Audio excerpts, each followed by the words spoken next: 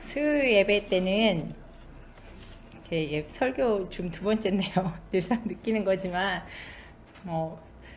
그 설교학 시간에 설교 시연하러 나오는 것 같은 그런 느낌이에요. 목사님들과 전사님들 앞에서 맨날 더 긴장되는 것 같습니다. 네, 이제 오늘 좀 가볍게 퀴즈로 설교 말씀을 시작하려고 합니다. 이 맞추신 분께 제가 카톡으로 선물 쏴드리도록 하겠습니다. 네, 맞출 수 있는 사람 있을까? 나는 누구일까요? 자, 언제나 그림자처럼 나와 함께하는 것입니다. 나의 가장 충실한 조언자이자 또한 가장 무거운 짐이 될 수도 있고요. 나를 밀어 올릴 수도 있고 나를 실패의 나락으로 떨어뜨릴 수도 있는 것입니다. 어떤 일을, 이거 중요한 힌트예요. 어떤 일을 몇 번만 연습하면 자동으로 해내는 능력이기도 합니다. 모든 유인의 하인도 되고 모든 실패자의 하인이기도 합니다.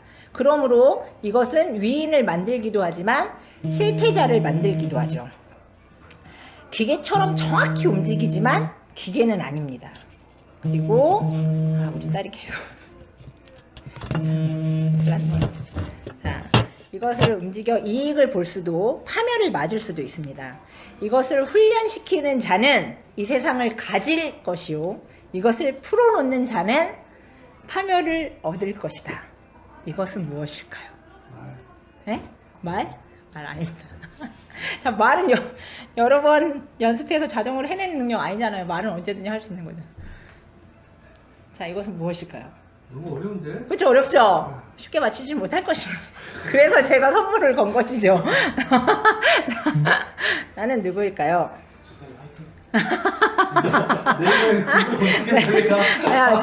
나를 실패의 나락으로 떨어뜨리기도 하고 나를 밀어 올리기도 하고 나를 위인으로 만들 수도 있고 나를 실패자로 만들 수도 있습니다. 자, 이것을 훈련시키는 자는 세상을 가질 것이고 이것을 풀어놓는 자는 파멸을 얻을 것입니다. 아닙니다. 그런 눈에 보이는 게 아닙니다. 습관? 정답. 깜짝이야. 습관. 네, 이것은 바로 습관입니다. 뭘 싸주지? 나중에 이건 비밀입니다. 이거 햄낼까봐 종종 이런 걸 만들어야겠네요. 자, 습관이라는 것은 우리가 알듯이 한 번만 하는 것을 습관이라고 하지 않습니다. 습관은 반복적으로 계속되는 행동을 말합니다. 이렇게 툭 치면 나오는 것. 습관은 사람의 역량을 좌우합니다. 그렇기 때문에 습관으로 쌓아온 나의 커리어가 역량이 되는 것이고, 오늘 이 말씀을 나누고자 하는 그 습관적이라는 말은 그냥 타성에 젖어서 하는 습관을 얘기하는 것이 아니라 훈련되어지는 습관을 이야기하고 싶은 겁니다. 우리가 습관적으로 손톱을 물었다 이런 얘기를 하고자 하는 게 아니라 훈련이 되어져서 만들어지는 습관. 성경에서도 습관이라는 단어를, 그래서 제가 궁금했어요. 예수님께서 습관적으로 기도를 하셨다라는 말을 보고 그럼 성경에 습관이라는 단어가 어떻게 나올까 싶어서 성경을 다 이렇게 검색을 돌렸더니 예수님께서 습관적으로 기도하셨다 외에 다른 습관들은 다 나쁜 쪽으로 쓰이더라고요. 그러니까 이 습관을 훈련되게 쓸 수 있는 것, 사람은 참 거기가 쉽지는 않은 일이구나. 좋은 습관을 쌓는 것, 훈련된 습관을 쌓는 것은 쉬운 일은 아니구나 라는 것을 알게 되었습니다. 이렇듯 역량을 발휘할 수 있는 습관은 더욱더 우리가 훈련시키기는 쉽지 않겠죠. 그렇다면 오늘 제목, 신실, 역량을 다 발휘한다 라는 이 말은 역량과 신실은 어떤 상관관계가 있을까 생각해 보았습니다. 신실이란 말은 변하지 않는 것을 말합니다. 한결같은 것. 우리 하나님이 변치 않는 신실하심이 있다라고 얘기합니다. 신실하신 하나님, 우리 이렇게 이야기합니다. 만약에 하나님이 때에 따라서 상황에 따라서 휙휙 바뀌거나 이런 말 했다 저런 말 했다가 하는 분이라면 우리가 하나님을 믿을 이유가 없겠죠. 그렇기 때문에 하나님께는 그 신실하다는 단어를 쓸 수 있는 것이고요. 근데 이 신실하다, 역량을 다한다 이런 말들을 생각하다 보니까 대체 이걸 어떻게 풀어내야 되지? 막 이렇게 생각을 하다 보니까 문득 퍼뜩 그 생활의 달인이 떠올랐어요. 생활의 달인들을 보면 TV를 어느 날 우연찮게 보다 보면 그 기계적으로 움직이는, 그래서 어느 순간 그 달인의 타이틀을 얻게 되는. 근데 이 달인들이 뭐 흔히 말하는 맛집의 달인이라고 한다면 그 맛집을 찾아가는 이유가 늘 한결같은 그 맛 때문이잖아요. 뇌가 기억하고 있는 그 맛. 근데 그게 오늘 가서 먹었는데 내일 갔더니 그 맛이 달라졌어. 그러면 달인의 집이 아니겠죠. 그것은 그냥 누구나 할 수 있는 일. 똑같은 닭볶음탕을 제가 만들었는데 오늘 다르고 내일 다르고, 저는 그렇게 만들죠. 하지만 맛은 있습니다. 그런데 새로운 맛이 늘 새로운 맛이. 그렇지만 그렇기 때문에 제가 달인의 타이틀은 얻을 수 없는 것이죠. 근데 1년 전에 맛본 맛인데도 내일 찾아가고 오늘 찾아가도 동일한 그 맛을 내는 그런 집이야말로 달인의 맛집이라고 인정받을 수 있는 것입니다. 그 한결같은 맛은 하루아침에 만들어내는 맛이 아닐 거예요. 여러 번 시행착오를 반복했을 거고, 그러다 보니 하나의 패턴으로, 하나의 습관으로 이루어진 결과일 것입니다. 오늘 성경 속에서는 최고의 달인인 예수님을 만나게 됩니다.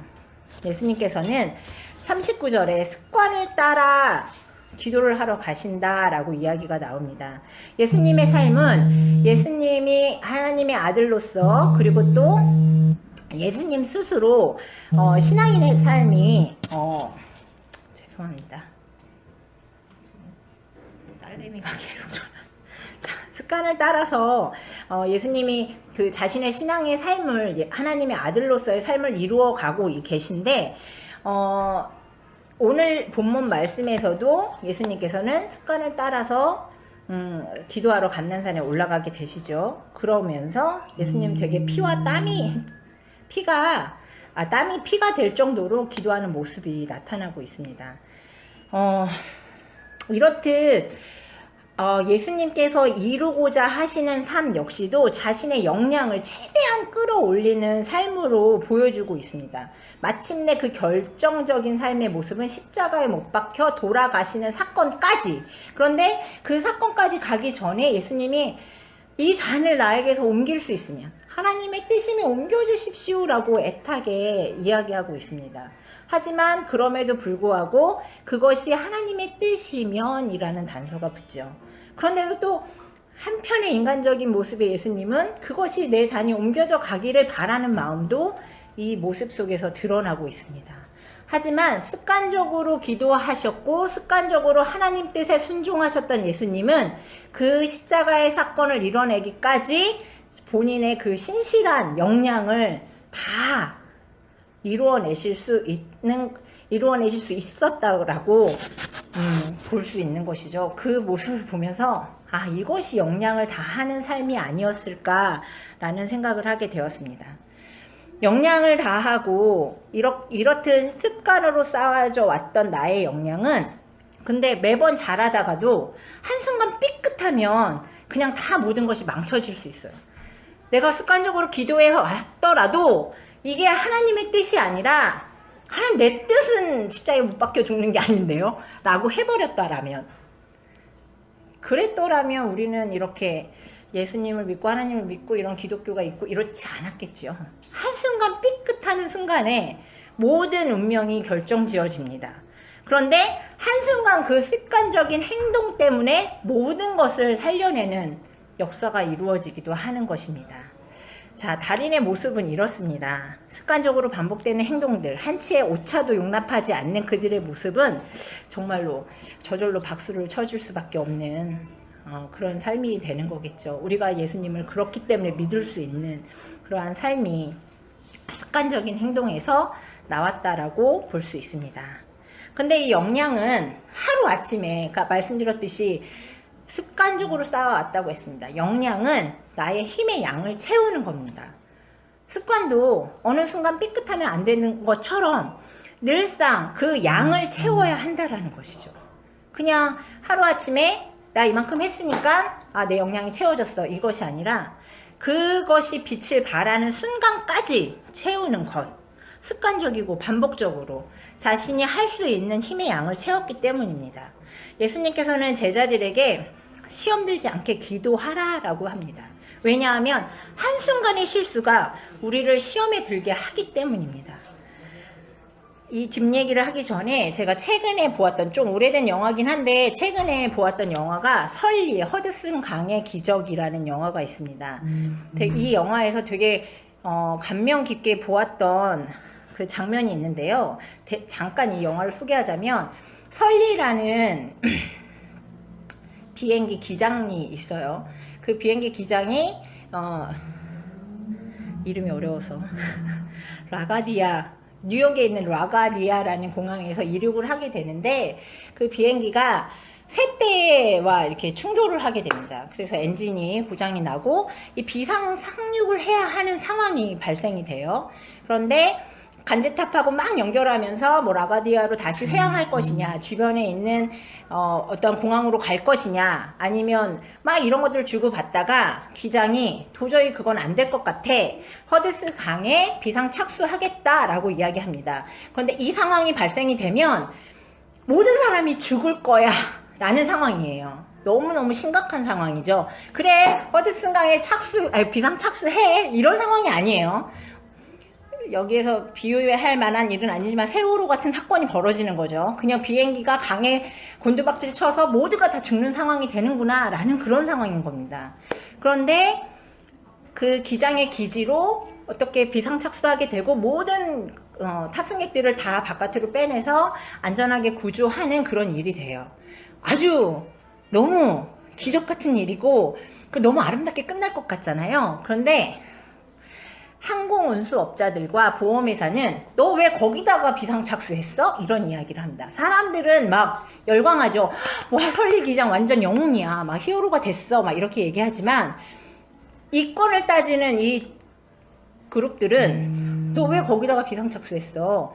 그럼 비행기 이렇게 너 그 사람들 다 살릴 수 있는 상황이었는데 그러면 그냥 공항으로 회항해서 공항에서 안전하게 착륙하지, 그랬으면 비행기도 살리고 사람도 다 살릴 수 있었을 텐데 왜 그렇게 해가지고 비행기가 이렇게 되고 이런 손해는 누가 질 거야? 이러면서 기장한테 모든 공청회, 문책을 따르게 되죠. 그런데 기장과 부기장은 그 상황에서도 아주 당당합니다. 자신의 판단이 틀리지 않았다라고 생각을 해요. 그런데 그 운수 업체와 보험사들이 이제 컴퓨터로 시뮬레이션을 하죠. 라가디아로 회항했을 때, 근처 뭐 공항으로 착륙했을 때, 뭐 이런 것들을 컴퓨터로 이제 시뮬레이션을 해 보니까 안전하게 착륙할 수 있었다는 거예요. 그렇다면 너가 잘못된 거잖아. 기장, 설리 기장 너가 잘못했잖아. 이런 상황이 됩니다. 근데 설리 기장이 뭐라고 얘기하냐면, 그거는 순간적으로 딱 쿵, 새떼들과 쿵, 그러면 바로 회항, 그렇게 했을 때 될 수 있는 상황이다라는 거죠. 모든 상황이 인간적인 어떤 인적 자원이 그 안에 들어간다면, 판단하게 되는 그 순간의 시간들이라면 그럴 수 있는 사건이 아니다라고 이야기합니다. 그래서 다시 시뮬레이션을 돌리게 됩니다. 그러면서 제가 그 영화에서 가장 가슴을 때렸던 말은 뭐였냐면, 이 설리 기장은 1년차 기장이 아니에요. 42년 동안 비행을 했어요. 수백 번, 수천 번, 수만 번의 비행을 했는데 자신의 평가가 단 208초의 시간으로 평가를 받는다라는 겁니다. 내가 여태까지 이렇게 많은 노력을 했고 단 한 번도 실수하지 않았고 단 한 번도 위험하게 비행을 한 적이 없었는데 어떻게 208초의 시간으로, 자신의 42년 시간이 아닌 208초의 시간으로 나를 평가할 수 있지? 라는 이야기를 합니다. 그런데 우리는 그 순간에 평가를 받을 때가 있어요. 쉽게 말해서 그 208초의 시간은 이 사람에게는 시험에 빠지게 된 거겠죠.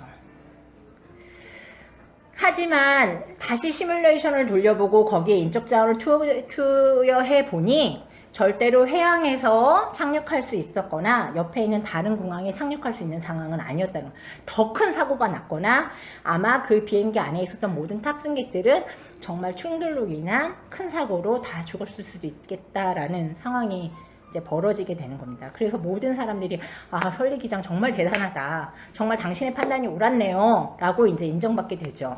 그때 또 우리 멋진 설리 기장은 아, 그래, 내가 잘해서 그런 거야, 이런 게 아니라 자기 혼자의 능력이라고 얘기하지 않습니다. 자기를 믿고 지지하고 따라준 부기장, 자신의 명령대로 따라줬던 스튜어디스들, 그리고 또 모든 탑승객들과 모든 구조대원들, 그때 빠르게 움직여서 우리를 구해낸 모든 구조대원들이 이 모든 일을 이루어냈다라고 얘기합니다. 그 모습을 봤을 때 역량을 다한다라는 건 자기 혼자 역량을 다한다고 해서 그런 기적 같은 일이 일어나는 게 아니라는 거죠. 이렇듯 몇 초 동안에 자신의 습관적인 행동이 모든 목숨들을 살릴 수 있었던 거고, 각자 자신의 파트에서 자신의 역량들을 다했던, 안이하게 행동하지 않았던 많은 사람들의 그 몫이 모든 사람들을 구조해낼 수 있었고 기적을 만들어낸 것이라고 생각합니다. 지난주 목사님께서 수요예배 때 완전히 헌신한다 말씀하시면서도 각자 자신의 바운더리에 대해서 얘기했어요. 그 바운더리에서 자신의 역량을 다 드러내는 것이 신실한 것이다, 그런 이야기를 했었죠. 내 영역에서 나의 역량을 채워갈 때 그 또 역량은 늘어날 수도 있는 거고 확장되어져 갈 수 있는 거고, 나의 역량 가운데 다른 사람의 역량이 넣어질 수 있는 것이겠죠. 근데 아까 전에 찬양과 같이 저는 나의 역량을 다할 때 분명히 하나님께서도 나의 역량 가운데 모든 것을 더하시고 함께 일하심을 같이 나누고 싶었습니다. 예수님께서 습관을 따라 기도하시면서 자신의 역량을 십자가의 사건까지 최대치로 끌어올렸다라고 말씀드렸죠. 우리가 어떤 애를 쓸 때 하나님께서도 분명히 그것을 그냥 내버려 두지는 않으실 거다라는 것입니다. 요한복음 5장 17절에서 예수께서 그들에게 이르시되 내 아버지께서 이제까지 일하시니 나도 일한다 하시매 라는 말씀이 나옵니다. 그 말씀 속에서는 그때 안식일에 예수님이 병자를 고친 사건에 대한 이야기예요. 예수님께서 그렇게 말씀하셨어요. 하나님도 어느 순간에도 일해야 하면 언제든지 일한다라는 거예요. 왜 안식일에 그렇게 죄를 범하냐 라고 했을 때 난 당연히 할 일을 한다라고 말씀하고 있습니다. 우리가 어떤 순간에도 하나님을 위해서 내가 그 일을 한다면 하나님도 우리를 위해서 언제나 일할 준비를 하고 계시고 또한 어떠한 순간에도 그 일을 행하고 계실 것이다 라고 말씀드리고 싶습니다.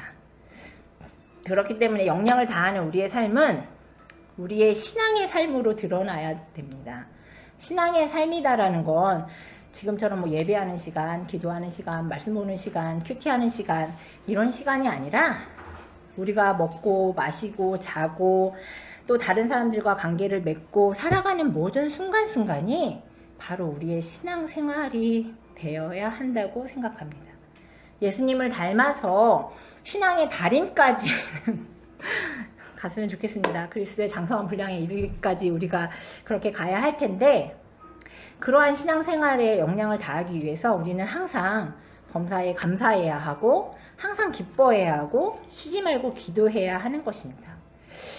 이러한 습관적인 삶이 우리의 인생에 젖어 있어야 우리는 신앙의 달인이 될 수 있는 거고 역량을 다하는 신실한 모습으로 드러나게 된다고 생각합니다. 제자들에게 말씀하시죠. 깨어 시험에 들지 않게 기도하라고 하십니다. 제자들이 예수님이 싫어서, 예수님의 말을 무시해서, 예수님이 말하는 게 뭔지 몰라서 그냥 잠이 들었던 게 아니에요. 자, 어렴풋이 제자들도 어떠한 상황을 인지하고 있었던 듯 합니다. 왜냐하면 여기에 보면 45절에 뭐라고 나오냐면 기도에 일어나 제자들에게 가서 슬픔으로 인하여 잠든 것을 보시고 라고 말합니다. 제자들은 그냥 잠든 게 아니에요. 내가 피곤해서 잠든 게 아니에요. 슬픔으로 인하여 잠이 든 겁니다. 자기네들도 애 같았을 거고 자기네들도 슬픔 가운데 있었다라는 거예요. 어떤 상황이 벌어질지는 아직 모르지만 알았을 수도 있겠죠. 어쨌든 촉으로는 슬퍼했다라는 겁니다. 아, 예수님이 곧 우리를 떠날 건가 보구나. 이런 뭔가 느끼는 느낌적인 느낌이 있었기 때문에 슬픔으로 인하여 잠이 들었다라고 얘기합니다. 예수님께서는 너네들이 잠들면, 너네들이 습관적으로 너희의 삶을 쌓지 않으면 시험에 들지 몰라. 시험에 들 거야. 그러니까 너네들은 깨서 늘 기도해야 돼. 라고 하죠. 우리 인생도 마찬가지예요. 우리가 하나님을 안 믿어서, 우리가 예수님을 안 믿어서 하나님을 사랑하지 않기 때문에 시험거리가 오는 게 아니에요. 우리 앞에는 언제든지 많은 문제들이 산재해 있습니다. 그게 내가 하나님을 멀리해서, 내가 하나님의 말씀을 무시해서 그렇기 때문에 시험거리가 오는 게 아니라 그냥 시험거리들은 항상 우리들 앞에 있습니다. 지금 설교하는 저도 늘 그런 문제들 때문에 맨날 넘어지죠. 넘어지지 않기 위해서 또 매달리죠. 하나님, 이 문제를 어떻게 할까요? 하나님, 저는 어떻게 이 문제를 풀어가야 할까요? 기도함으로 깨어 있어야 한다는 것입니다. 우리에게 문제가 올 때 우리가 그냥 주저앉아 슬픔으로 인하여 잠이 들면 안 된다라고 얘기하고 있습니다. 내 앞에 무슨 문제가 있어, 내 앞에 뭔가 이게 심각한 상황이 됐어 라고 한다면 더욱더 깨어서 습관적으로 기도하시고, 습관적으로 말씀을 듣고 말씀을 읽고, 습관적으로 사랑을 베풀면서 나의 신앙 생활을 유지해 가셔야 됩니다. 그것이 바로 우리가 신앙의 삶에 있어서의 역량을 다하는 거라고 말씀드리고 싶습니다. 잠깐 엉뚱한 이야기로 오늘 말씀을 마칠까 하는데요. 천재는 노력하는 자를 따라잡을 수 없고, 노력하는 자는 누구를 따라잡을 수 없을까요? 그렇죠. 즐기는 자를. 여기는 선물이 없습니다. 자, 즐기는 자를 따라잡을 수 없습니다. 그렇다면 우리는 신실한 신앙의 자세는 어때야 될까요? 그렇죠. 신앙생활을 즐기셔야 합니다. 저는 신앙생활, 신실, 그러면 막 너무 경건해야 되고, 막 역량 이러면 뭔가 되게 힘들 것 같고 이런데, 그러한 삶의 모습을 하나님 원하시지 않으실 거다라는 거죠. 아, 저 사람이야말로 정말 하나님 잘 믿는구나. 어떻게 저렇게 기쁘게 신앙생활 할까? 아, 저 사람 정말 그래서 하나님께 참 복받는구나. 좀 이러한 이야기를 듣는 신앙의 삶의 모습? 그렇다면 하나님도 참 기쁘실 것 같고, 이웃들에게도 기쁨을 주는 삶으로 나눌 수 있지 않을까 생각을 해봅니다. 우리에게 어려움이 찾아오거나 해결할 수 없는 문제 앞에서도 좀 당당하게, 신앙의 달인답게 말씀드린 대로 습관적으로 기도하고, 습관적으로 말씀 읽고 듣고, 습관적으로 사랑을 베풀어 나가고, 이러한 신실한 모습으로 살아가신다면 분명히 신실하신 하나님께서 내 손 위에 자신의 손을 포개실 거고, 자신의 발 위에 저희의 발을 포개지 않을까 생각해 봅니다. 그럴 때 하나님의 기적을 분명히 맛보실 거고, 그러한 하나님께서는 그냥 행하시는 일들이 우리의 삶 가운데는 기적처럼 펼쳐질 것이라고 믿습니다. 날마다 우리 커피와 교회 모든 성도님들, 이 자리에 계신 모든 분들이 하나님의 그런 일하심 속에, 내 삶 속에서는 기적적으로 베풀어지는 이러한 일들을 경험하시면서 살아가시기를 간절히 소망합니다. 잠깐 기도하겠습니다. 잠깐 하나님을 생각하면서 나의 역량은 얼만큼 다하고 있을까? 나는 신실하신 하나님 앞에 나의 역량을 얼만큼 발휘하고 있을까? 또한 나의 신앙의 삶이 습관적으로 어떻게 살아나가고 있을까? 좀 묵상해 보시고요. 또한 좀 결단하는 시간도 가졌으면 좋겠습니다. 내가 그동안 습관적으로 즐기는 신앙이 못 되었다면 앞으로는 그저 습관적으로 했던 일들이 정말 신앙생활에 있어서의 기쁨이 되고, 그리고 즐기는 신앙의 생활의 모습이 될 수 있도록 하나님과 더욱더 친밀해지고, 또한 그러한 경험들을 할 수 있도록, 하나님의 기적을 날마다 경험할 수 있도록 우리 잠깐 기도하시고, 그리고 생각나시는 분들이 있으면 중보도 좀 해주시고요. 같이 기도하는 시간 갖고 자유롭게 기도하고, 그리고